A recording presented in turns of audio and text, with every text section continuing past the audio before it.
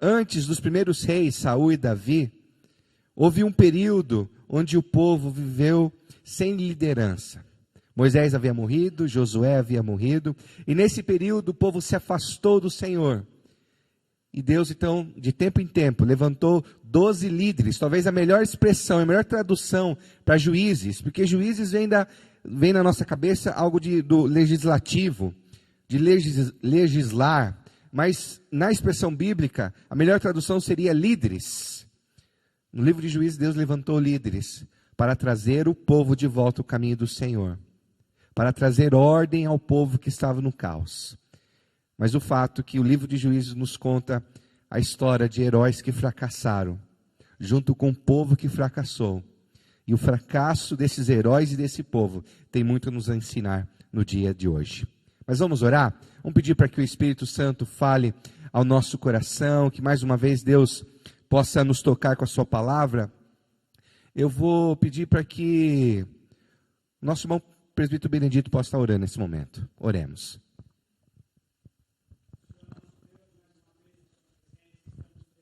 Aqui na sua casa para louvar e bendizer teu santo nome.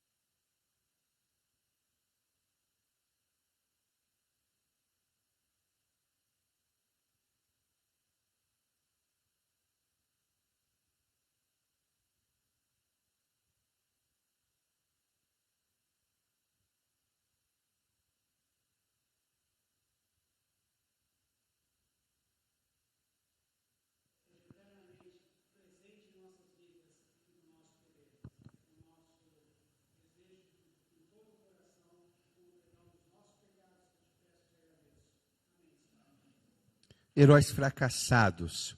O fato, meus queridos, você lembra daquela experiência onde você teve uma expectativa, um sonho, um projeto, que você lutou, se esforçou, que você tinha esperança, mas não saiu da maneira que você esperava, que não saiu da maneira que você planejava, e você se sentiu fracassado, decepcionado? Você lembra uma experiência de fracasso? Vamos tentar um pouquinho. Eu sei que quando nós falamos de fracasso, logo vem uma situação de tristeza, mas lembra daquelas situações até um pouco cômica, quando a gente prepara aquela viagem o ano todo, e chega naquela viagem parece que está tudo errado. O fracasso faz parte da nossa vida. Eu me lembro que alguns anos atrás, eu e minha esposa fomos para a praia. Chegou lá, meus queridos, choveu praticamente todos os dias. O único dia que não choveu, eu e a Érica fomos para a praia, voltamos, chegou a noite, nós pegamos virose. Então, assim, depois nós ficamos aí, além de ter curtido uma chuva, nós ainda lidamos com as consequências de uma virose, meus queridos. Foi aquela viagem de férias frustrada. Você lembra de uma experiência como essa? Onde alguma coisa que você tinha planejado saiu totalmente fora do seu plano? Eu sei que é um pouquinho engraçado experiências assim. Mas o fato é que nem todos os nossos fracassos são engraçados. Às vezes há aquela busca de um concurso público ou um cargo na empresa, que a pessoa lutou, se esforçou, aí ela chegou lá. Mas depois que ela chegou lá, ela lidou com a pressão, cobrança, exigência, e ela viu que aquele cargo, que aquela posição na empresa não era tão bom como ela imaginava. Ou até mesmo aquela experiência do casamento, de ter idealizado o casamento, a vivência familiar, mas o fato que ao longo dos anos, o relacionamento vai muitas vezes passando por crises, conflitos, e às vezes até experimenta a sensação de que eu casei com uma pessoa diferente do que ela era na época que namorava. Ou até mesmo sonhos talvez um pouquinho mais concretos, como a casa própria que não conseguiu, ou até mesmo aquela empresa que nós conseguimos montar, mas fizemos uma decisão errada, ou escolhemos um sócio errado, e aquele sonho da própria empresa fracassou. Ou o sonho de ver os filhos criados, bem encaminhados, mas se defronta com o fato de que relacionamentos inadequados os desviaram bem-sucedida. Situações como essas, nós experimentamos o fracasso. Não saiu como nós esperávamos. Não saiu como nós sonhávamos. Mas eu queria te dizer, meus queridos, você que já experimentou uma situação de fracasso, eu queria dizer que você não está sozinho.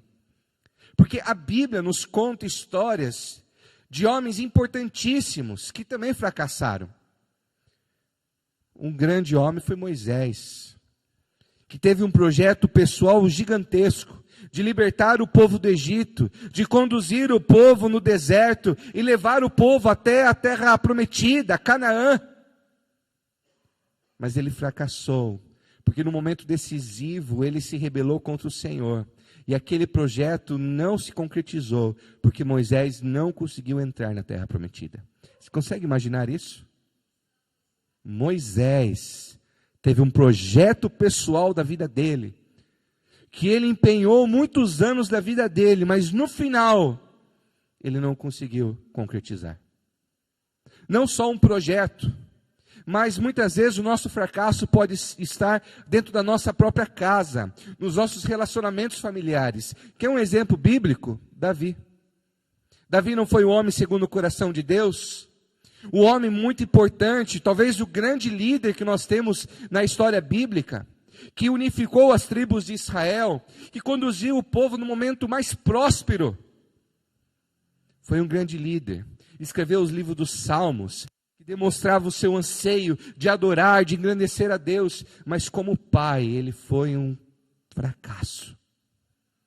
Dentro da sua própria casa, teve um abuso sexual de um meio-irmão com uma meia-irmã. Isso, meus queridos, gerou conflito entre irmãos.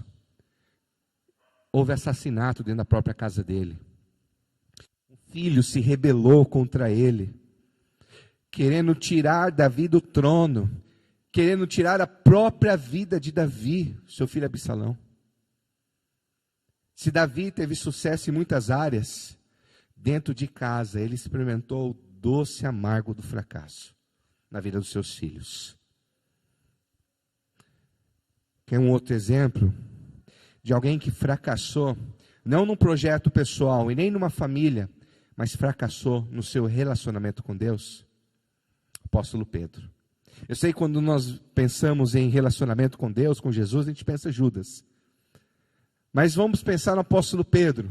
O apóstolo Pedro caminhou ao lado de Jesus, meus queridos. O apóstolo Pedro teve o melhor pastor, o melhor professor, o melhor mestre. Ele viu Jesus multiplicar os pães, multiplicar os peixes. Ele viu o cego enxergar. Ele viu o enfermo ser curado, o leproso ser limpo.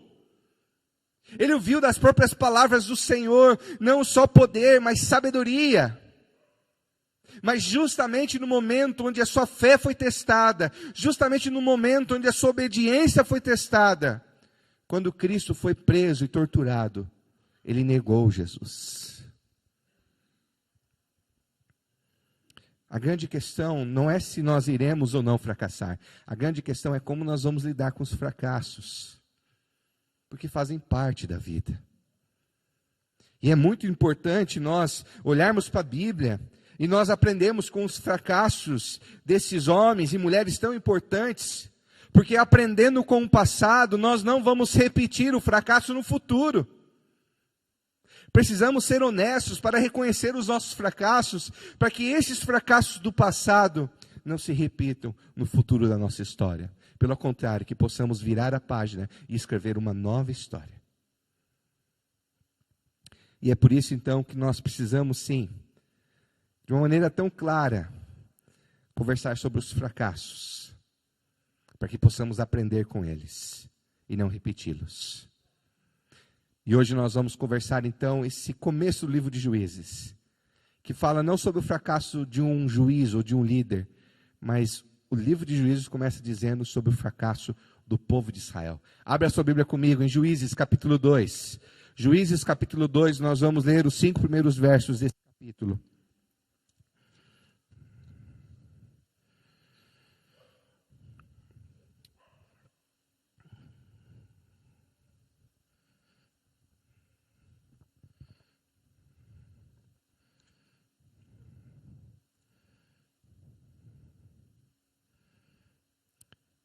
Olha só o que o texto diz, a partir do capítulo 2, primeiro verso. O anjo do Senhor subiu de Gigal, a Boquim e disse, queria abrir um parênteses, porque o anjo do Senhor apareceu em Bigal. Depois você lê lá no livro de Josué, o livro de Josué capítulo 5 mostra que depois que o povo entrou na terra de Canaã, atravessou o rio Jordão, exatamente nesse lugar, em Gigal, o povo se reuniu e fez uma aliança com Deus. E nesse lugar, então, o anjo aparece dizendo, tirei vocês do Egito e os trouxe para a terra que prometi com juramento dar a seus antepassados. Eu disse, jamais quebrarei a minha aliança com vocês. E vocês não farão acordo com o povo dessa terra, mas demolirão os seus altares. Por que vocês me desobedeceram? Verso 3. Portanto, agora lhes digo que não os expulsarei da presença de vocês. Eles serão seus adversários e os deuses deles, olha que interessante, serão uma armadilha para vocês. Quando o anjo do Senhor acabou de falar a todos os israelitas, o povo chorou em alta voz e ao lugar chamado de Boquim, ali ofereceram sacrifícios ao Senhor. Preste bem atenção, os irmãos estão comigo, sim? O livro de Juízes, o livro que antecede o livro de Josué. Então, Deus libertou o povo através de Moisés, Moisés morreu, Deus então conduziu através de Josué a etapa final da entrada do povo à terra prometida, Canaã. E Josué então, como líder, como um guerreiro, como um líder do exército, ele guardou a promessa de que Deus iria dar essa terra, mas essa terra era povoada por outros povos. Mas Deus disse para Josué e para o povo, vocês vão guerrear, vocês vão entrar nessa terra, eu serei com vocês, vocês vão vencer esses inimigos, vocês vão expulsar esses inimigos, e vocês vão tomar posse dessa terra. E nessa aliança que Deus, nessa promessa que Deus deu a Josué e ao povo, Ele trouxe algumas exigências dizendo, vocês não vão permitir que esse povo viva com vocês. Vocês vão expulsar esse povo. Vocês não vão casar com eles. Vocês não vão escravizar esse povo. Porque eu não quero que vocês vivam com esse povo que possuem outros deuses. Eu sei, meus queridos, que às vezes quando nós ouvimos no Antigo Testamento essa questão que Deus não gosta da idolatria, às vezes a gente imagina que é um pouquinho egoísta, ou Deus é muito ciumento. Por que Deus insiste tanto em dizer que não deve adorar a imagem? Parece que o Deus Todo-Poderoso tem ciúmes de um pedaço de madeira. O Deus Todo-Poderoso tem ciúmes de um pedaço de barro. Por que Deus insiste tanto no Antigo Testamento, não haverás outros deuses além de mim? É porque, meus queridos, os outros deuses incentivava a outras maneiras de viver. Havia deuses que exigiam sacrifícios humanos. Muitos dos deuses daquela época eram adorados em grandes cultos, onde existia práticas imorais, sexualidade. O povo, meus queridos, quando adoravam a outros deuses, eles eram motivados ao egoísmo, ao ódio, à raiva, à injustiça.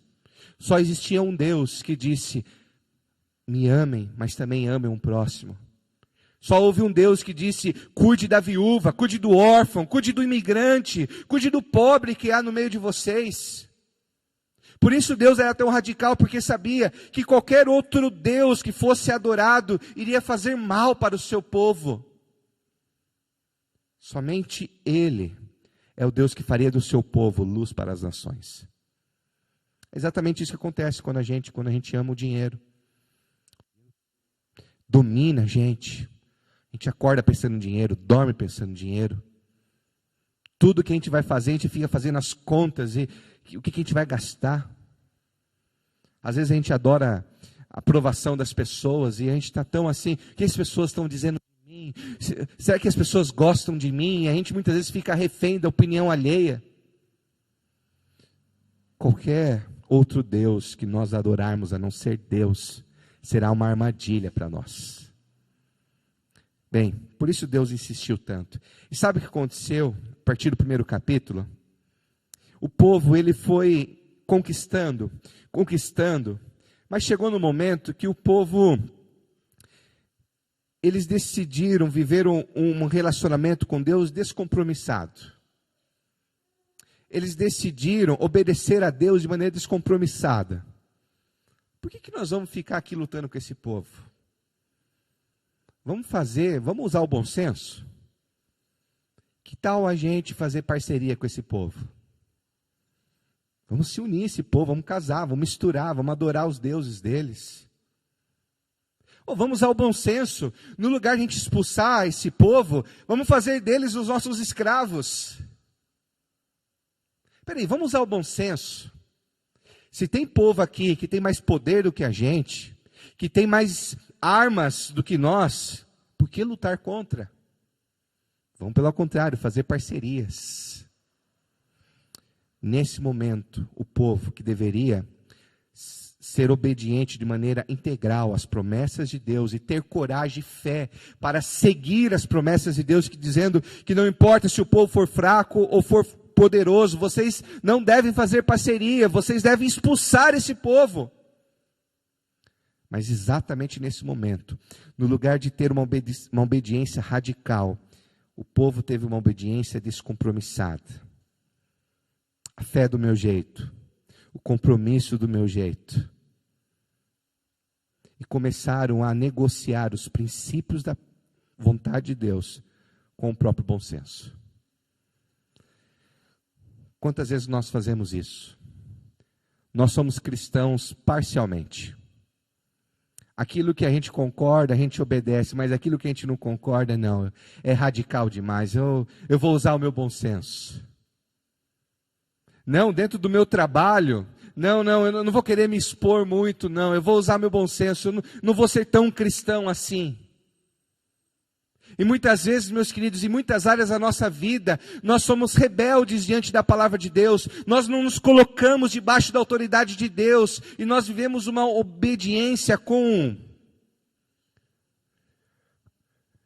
concessões. Eu obedeço quando me convém, eu obedeço quando eu tenho benefícios, eu obedeço quando eu concordo. Mas eu queria dizer para você, que Deus não exige de nós uma obediência parcial. Deus exige de nós uma obediência radical. Ou nós somos inteiramente dele, ou nós somos nada diante dele.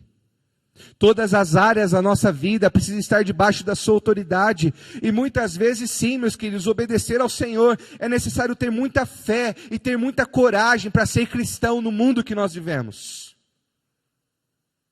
De entender que nós não podemos estar em todas as festas, que nós não podemos fazer todas as coisas, que nem tudo me é lícito. Mais do que usar o meu bom senso, muitas vezes é necessário ter uma obediência corajosa para fazer aquilo que Deus deseja de nós.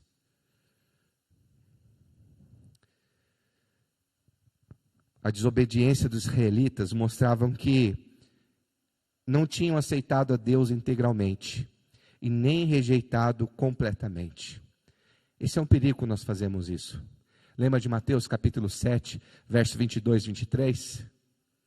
Jesus dizendo que no fim dos tempos, alguns chegarão para ele dizendo: Senhor, eu curei em teu nome, eu profetizei em teu nome, eu expulsei demônios em teu nome. E Jesus disse: esses ouvirão: apartai-vos de mim, porque eu não vos conheço. Quando você acha que a sua vida com Deus está muito bem, queria te alertar, cuidado. Porque o povo de Israel achava que estava muito bem. Eles estavam fazendo o possível. Eles estavam fazendo o que eles conseguiam. Mas aí tem o capítulo 2. Olha só o capítulo 2, veja só o que o texto diz no capítulo 2. No verso de número 3. Verso número 2. E vocês não farão acordo com o povo dessa terra, mas demolirão os seus altares. Por que vocês não me obedeceram? O povo achou que estava obedecendo, mas Deus de repente chega no capítulo 2 e diz: vocês não estão me obedecendo, vocês estão me obedecendo parcialmente. Preste bem atenção. Qual é a área da sua vida que você está obedecendo ao Senhor parcialmente? Qual é a área da sua vida que muitas vezes o seu bom senso vai em oposição àquilo que a Bíblia fala que você deve fazer? Mas para nós entendermos um pouquinho mais, o texto continua. E não só, meus queridos, uma obediência descompromissada, mas o perigo também está quando nós temos uma vontade descompromissada. No verso de número, no capítulo de número 2, o verso de número 3, o verso número 2 vai dizer o seguinte: e vocês não farão acordo com o povo desta terra, mas demolirão os seus altares. Por que vocês não me obedeceram? Muitas vezes, diante do nosso relacionamento com Deus, o que eu ouço muito como pastor é assim: pastor, mas eu não consigo fazer a vontade de Deus. É muito difícil. Mas será que a gente não consegue ou a gente não quer fazer a vontade? Porque é exatamente como Deus estivesse dizendo isso para o povo. Por que vocês não querem me obedecer? Por que vocês não querem fazer a minha vontade? Por que vocês estão me obedecendo de maneira parcial, não integral? O fato, meus queridos, que muitas vezes nós precisamos reconhecer que nós erramos, fazemos atitudes erradas, desagradamos a Deus, não porque nós não conseguimos fazer o que é certo, mas que muitas vezes nós não queremos fazer o que é certo. Quer alguns exemplos disso? Perdão. Quantas pessoas dizem assim: eu não consigo perdoar? Será que não consegue ou não quer perdoar? Não, eu não consigo apagar aquilo que a pessoa fez comigo. Será que não consegue ou não quer apagar esse sentimento de mágoa, esse sentimento de rancor? Será que não quer apagar esse fato para que sempre tenha uma oportunidade de jogar na cara quem a pessoa é e o erro que ela fez? Queridos, o perdão não é uma opção. O perdão é uma exigência. Na verdade, nós podemos decidir deixar a raiva de lado e sensibilizar o nosso coração por meio do conhecimento do Evangelho da Graça, agindo não com amargura, não com raiva, mas com paciência, perdão, amor. Às vezes, muitos falam assim: pastor, mas eu não consigo falar a verdade. Se eu falar a verdade para aquela pessoa, ela vai ficar ofendida, ela não vai gostar mais de mim. Será que a gente não consegue ou a gente não quer falar a verdade? O fato, meus queridos, que o apóstolo Paulo nos orienta: nós devemos falar a verdade, e a verdade em amor. Mas às vezes a gente prefere ficar de bem com a pessoa e continuar de mal com Deus. Às vezes nós também falamos que não conseguimos diante de algumas tentações. Eu não consigo resistir à tentação. Eu não consigo superar esse vício. Eu não consigo abandonar esse pecado. Eu não consigo abandonar a mentira. Eu não consigo abandonar a raiva, o ódio. Eu não consigo abandonar esse vício. A grande questão é: será que eu não consigo ou não estou querendo? Sim, o pecado, ele pode nos viciar. Mas é verdade que pela força nossa, talvez não conseguiremos nos livrar. Mas nós podemos buscar ajuda, admitir, nos humilhar, clamar por misericórdia e assumir as nossas responsabilidades. Sim, meus queridos, Deus sempre nos oferece uma saída.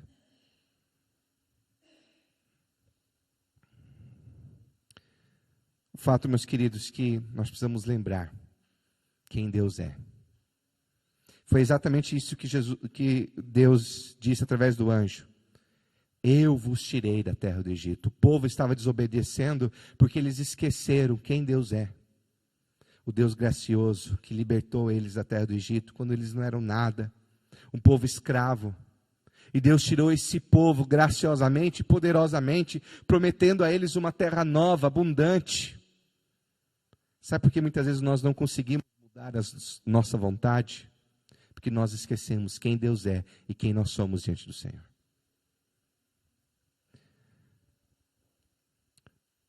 Mas eu queria ainda deixar no seu coração de que o povo, ele se desviou e fracassou, porque sua vontade, sua obediência era descompromissada. Sua vontade era descompromissada. Mas o próprio livro de Juízes aponta que Jesus é o compromisso perfeito. Interessante que no capítulo 2, no verso 1, diz assim: eu nunca quebrarei a minha aliança que eu fiz com vocês. Deus dizendo assim: a minha aliança que eu fiz com vocês, ela é incondicional. Eu nunca irei quebrar essa aliança. Mas no versículo 3 ele diz o seguinte: agora eu digo que não tirarei este povo do caminho de vocês. No primeiro verso ele estava dizendo assim: olha, eu vou cumprir minha aliança. Eu vou dar essa terra. Vocês vão vencer os inimigos. Mas no versículo 3 ele diz: mas espera aí. Vocês estão desobedecendo. Vocês me abandonaram. Eu não vou cumprir com aquilo que eu prometi. Aí parece que tem uma tensão, não tem? Deus, ele nos ama incondicionalmente ou Deus nos ama condicionalmente? Deus é o Deus que cumpre a sua aliança, as suas promessas, além daquilo que nós fazemos, ou Deus depende daquilo que nós fazemos para cumprir as suas promessas? O livro de Juízes tem esse conflito, essa tensão. Ora, Deus diz assim: olha, apesar de quem vocês são, eu vou cumprir a minha aliança, a minha promessa. Mas em alguns momentos Deus diz assim: peraí, eu sou um Deus santo, e por ser santo, eu não vou concordar com o que vocês estão fazendo. Vocês estão errando. Eu não vou dar o que vocês querem. Como resolver essa tensão? Essa tensão, meus queridos, aponta para o próprio Cristo. Porque a cruz é a união, onde o Deus amoroso, que nos ama incondicionalmente, também se demonstra um Deus santo, que não se agrada com o pecado, que sabe que os pecados têm consequência. E lá na cruz, ele então joga toda a consequência do pecado. Ele demonstra a sua santidade, porque o pecado tem um preço de morte. Mas na cruz, onde Deus demonstrou que ele é justo, ele também demonstrou que ele é gracioso, porque esse preço foi pago pelo seu próprio Filho. Sim, meus queridos, Deus é santo, então importa sim a maneira que nós vivemos. Ele nos chama, não para vivermos uma história de fracasso, mas uma história de obediência, de submissão, de transformação, de discipulado integralmente comprometido a Ele. Ele é santo, mas Ele também é o Deus gracioso, que apesar dos nossos fracassos, Ele não nos abandona. Ele nos atrai com seu amor. Ele transforma as nossas vidas com seu perdão e com a sua misericórdia. Talvez alguns aqui precisam lembrar que Deus é santo e se arrepender dos seus pecados. Se humilhar diante do Senhor por causa dos seus pecados. Mas talvez tenha muitas pessoas aqui nessa noite que precisam lembrar que Deus não é apenas santo, mas Ele é gracioso. E você precisa confiar nessa graça e nesse amor incondicional do Senhor. Concluindo, enquanto a banda se prepara, deixa eu fazer uma pergunta aqui, que fiz pela manhã. Quem se considera aqui teimoso? Levanta a mão. Quem se considera? Vai, quero ver quem tem coragem agora. Quem tem coragem diante de Deus de reconhecer que é teimoso? Levanta a mão. Tem gente que está assim: eu não sou teimoso, não vou levantar a mão. Tem marido que tá levantando a mão da esposa, né? Levantando a mão do irmão do lado. Bem, queridos, a teimosia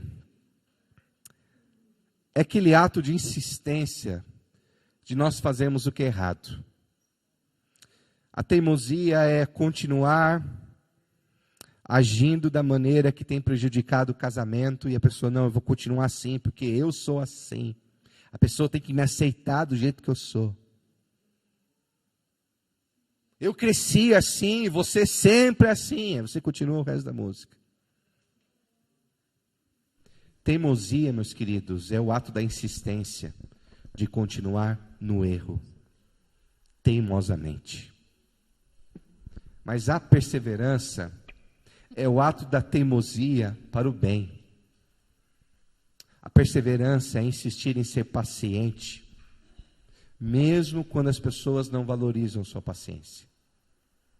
Perseverança é confiar nas promessas de Deus, mesmo quando o seu bom senso diz que você não deve confiar nas promessas de Deus e confiar em si mesmo. Perseverança é continuar amando, doando, mesmo não recebendo o retorno.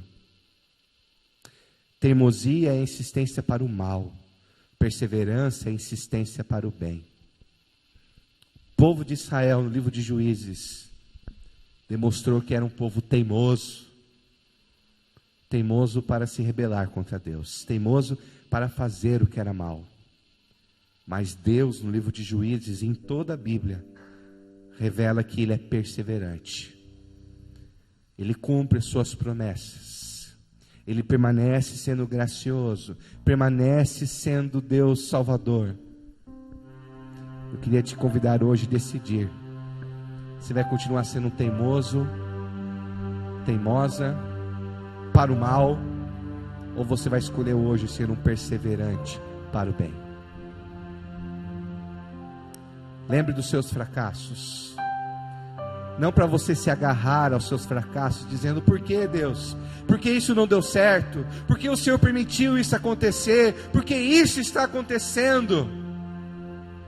Mas no lugar disso, seja perseverante. Aprenda com os erros do passado, para que isso não se repita no futuro. Vire a página da sua história e decida hoje obedecer integralmente ao Senhor. Se render à sua vontade integralmente ao Senhor. E se render ao Cristo, que demonstrou tanto a justiça como o amor de Deus. Vamos colocar em pé? Vamos cantar?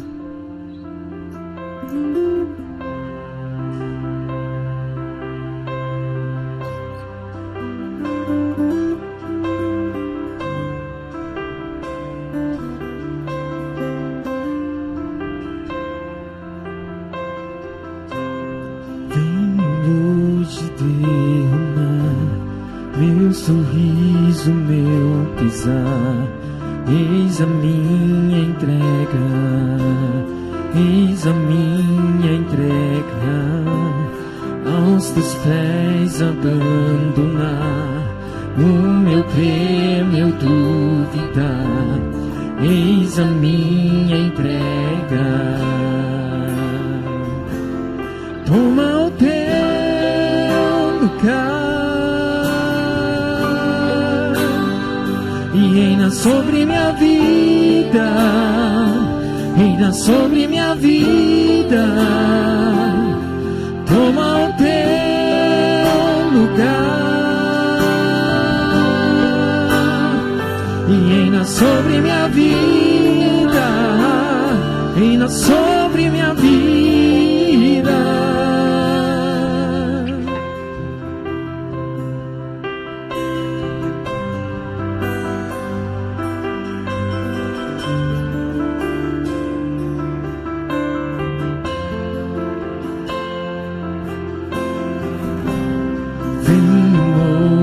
Derramar meu sorriso, meu pesar, eis a minha entrega, eis a minha entrega, aos teus pés abandonar, o meu crer, meu duvidar, eis a minha entrega.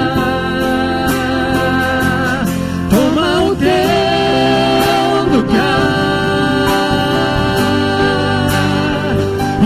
sobre minha vida, reina sobre minha vida. Toma o teu lugar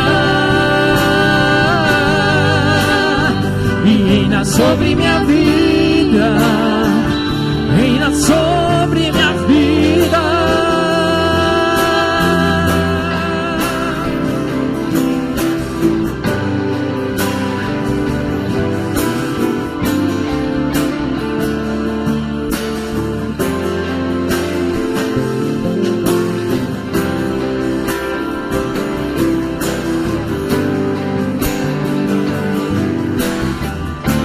Só Jesus é o caminho, a verdade e a vida. Que Ele então destrua todas as nossas manias antigas, o velho homem, a velha vida, o modo desobediente de viver, e que então possamos viver livres e que Ele reine sobre nós. Apale o chão da vã tradição, restaure a essência da religião. És o caminho, só Tu és o caminho. Apale o chão da vã tradição, restaure a essência da religião. És o caminho, só Tu és o caminho. Toma o Teu lugar e reina sobre minha vida, reina sobre minha vida. E toma o Teu lugar e reina sobre minha vida, reina sobre minha vida.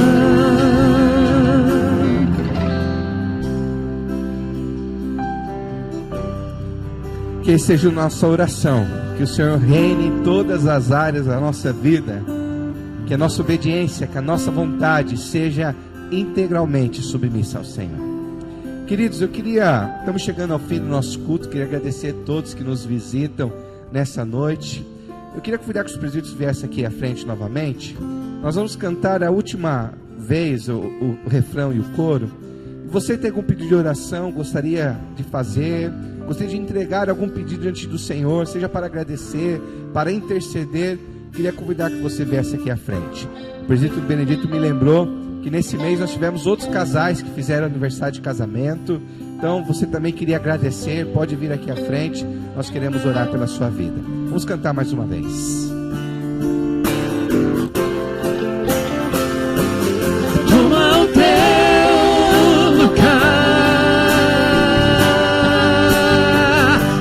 Sobre minha vida, reina sobre minha vida.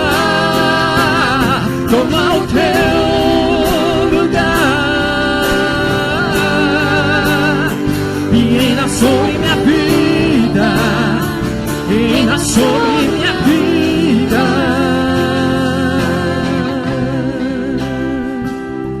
Amém. Os presbíteros estarão impondo as mãos, nós vamos orar. Senhor, nós nos rendemos diante do Senhor e reconhecemos a nossa teimosia em desobedecer, em seguir o nosso bom senso e muitas vezes, ó Pai, rejeitar a Tua vontade que é tão clara.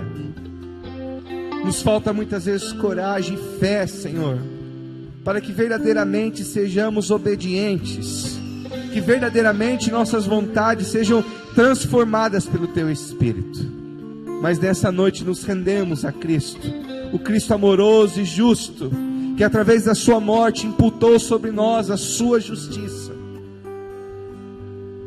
Senhor Deus, transforma as nossas vidas, nos tire do nosso fracasso, nos ajuda a aprender com o nosso passado, a virar a página da história e ter a certeza que no Senhor e por causa do Senhor, a nossa identidade não é de fracasso, a nossa identidade em Cristo, e por causa de Cristo, nós somos mais do que vitoriosos, mais do que vencedores. Senhor, nós agradecemos porque existem casais aqui, estão comemorando, ó Pai, aniversário de casamento. Outros, ó Pai, estão com o coração alegre, porque o Senhor ouviu, o Senhor abençoou. Outros, Senhor Deus, estão apresentando suas vidas, seus lares, nomes de familiares, amigos. Senhor Deus, nós clamamos que o Senhor intervenha nessa semana, que o Teu poder, ó Pai, possa tocar essas vidas ainda nessa semana, que eles possam ver e testemunhar do Teu poder, do Teu agir, ó Pai, do Teu milagre, Senhor Deus, e que ainda nessa semana, Senhor Deus, o Teu nome seja glorificado através dessas vidas. Nos abençoe, ó Pai, nos torna no Senhor e pelo Senhor mais do que vitoriosos nessa semana. Nós oramos sim no nome de Jesus, que no passado nos ensinou a orar dizendo: Pai nosso,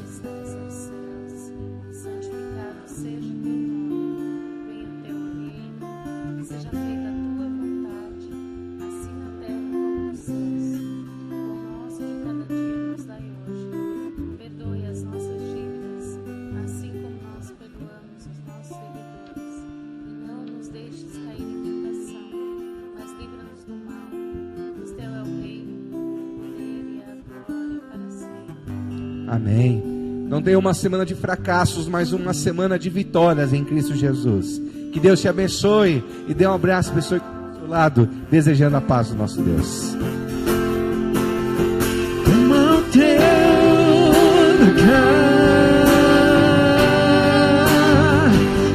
Sobre minha vida, reina sobre